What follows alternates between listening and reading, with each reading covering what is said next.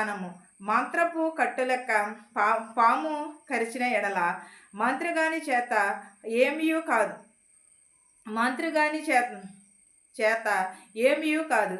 జ్ఞానుని నోటి మాటలు ఇంపుగా ఉన్నవి, అయితే బుద్ధిహీనుని నోరు వానినే మృంగివేయును. వాని నోటి మాటలు ప్రారంభము బుద్ధిహీనత, వాని ఫలములకు ముగింపు వెర్రితనము. నిజమే కదండి. ఏం చేస్తాం మనం ఏదైనా సరే మన నోరు మనలను స్వాధీనం. మనం ఒకరి దగ్గర ఒక ఉద్యోగం చేస్తామనుకోండి, ఆ ఉద్యోగము మనము అతని మీదే, మనం ఉద్యోగం ఇచ్చిన వారి మీద, మన యజమాని మీద మనము కోపపడితే ఏమొస్తుందో మనకి ఏదీ రాదు కదా. మనకి జీతం ఉండదు, పని ఉండదు, ఏది ఉండదు, మనకి తినటానికి కూడా ఉండదు. అందుకనే మనం ఒకరి కింద జాబ్ చేసినప్పుడు తగ్గే ఉండాలి, ఎంత మాత్రం కూడా అణిగి మణిగి ఉండాలి. ఒకవేళ వాళ్ళ మీదే మనం పెత్తనం చలాయించాలనంటే మనకి మొత్తానికే మోసం వస్తూ ఉంటుంది. అందుని బట్టి మనం ఓర్పును సహనమును కలిగి ఉండాలి. మన నోరును మనం స్వాధీనంలో ఉంచుకోవాలి, మన ప్రవర్తనను మనము స్వాధీనంలో ఉంచుకోవాలి.